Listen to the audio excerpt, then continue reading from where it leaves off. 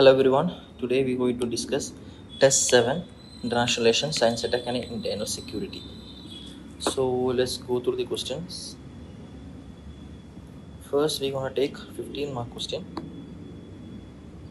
First is, in what ways has India's participation in Quad and I to U2 grouping redefined its strategy position in Indo-Pacific? So it's based on Indo-Pacific with respect to two grouping, I to U2 and Quad.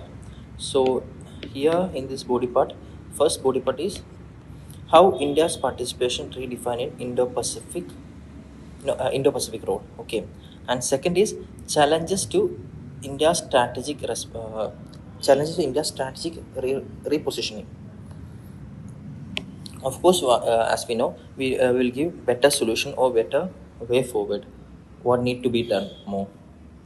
So let's discuss. First thing is security and marine influence. Second is diversified strategic partnership, tech infrastructure and leadership, supply chain resilience, and geopolitical signaling.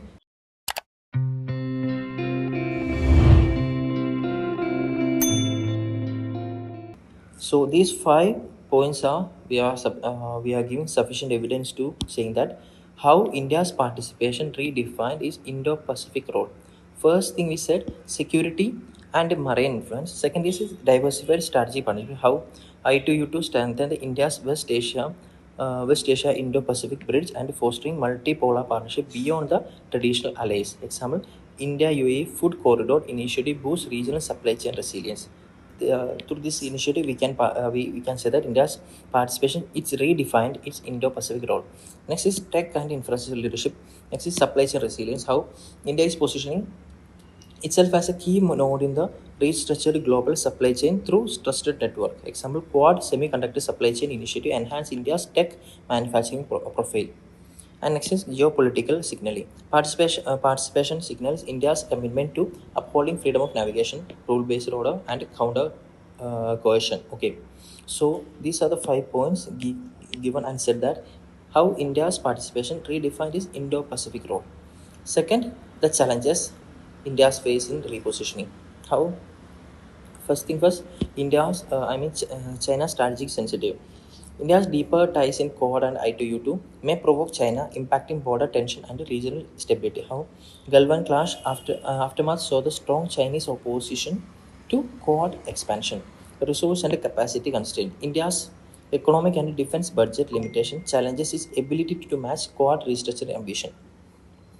Next things, diverging interest among partners. Quad and I2U2 members have varying regional priorities, limiting coercion long-term action.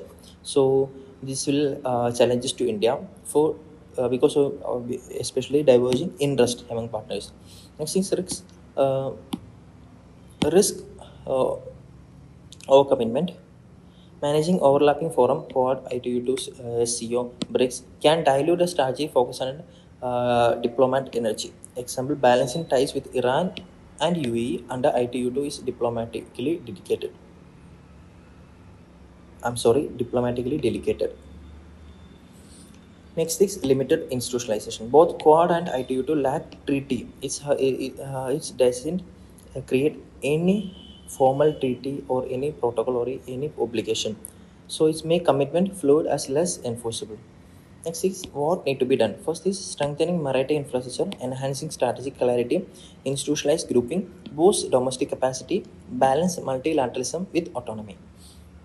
And finally, we said that conclusion with maximum 40 to 50 words.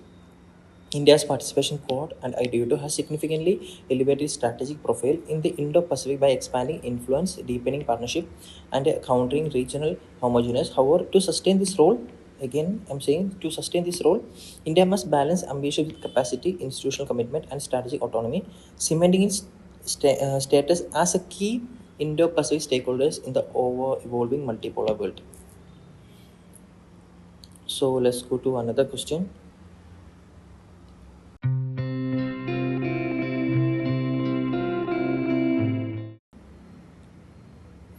Next is 14th question.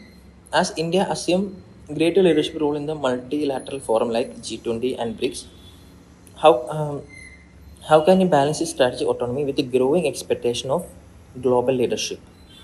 So, okay, here is first, sec- there is second, and third. Totally, three body parts are there. First body part is how India can balance strategic autonomy with the global leadership. This is directly from question, as we see there, as India assume greater leadership role in the multilateral forum like G20 and BRICS. How can it balance strategic autonomy with the growing expectation? This is a how can it balance. So how India can achieve balanced strategic autonomy with the global leadership. So this is the first one with minimum 5 point with the substantive evidence and example. First thing is issue based reliance, championing global south, non ideological engagement, independent foreign policy, multi alignment approach. So through this 5 point, we can substantially say that with evidence, with example, how India can balance strategic autonomy with the global leadership. So second is challenges in balancing autonomy with the leadership expectation. Of course, when we balancing autonomy, there are high expectation. So from here, we are facing some challenges. What is the challenges? Pressure from global power, managing contradictory forum, rising global scrutiny, resource and capacity gap, navigating regional rivalries.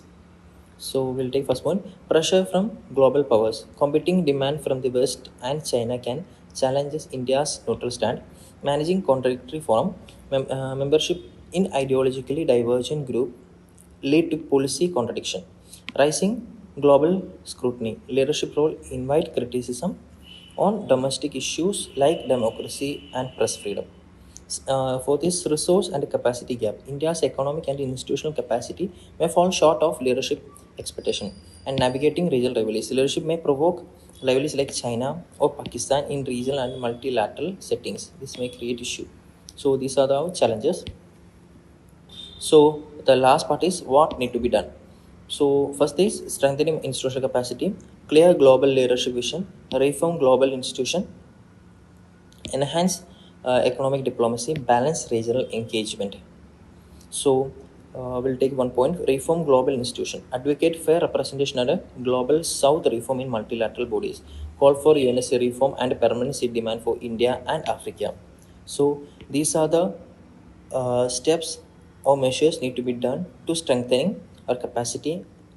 And last and final, India's rise in conclusion within 40 to 50 words. India's rise in multilateral diplomacy require a careful calibration between asserting global leadership, preserving strategic autonomy. By anchoring its action, it inclusive development, neutrality, principle, partnership. India can emerge as a trusted bridge between global north and south in the multipolar world. So these are some of the questions from our test 7. So for full access, you can contact Gallant IAS Academy. Thank you.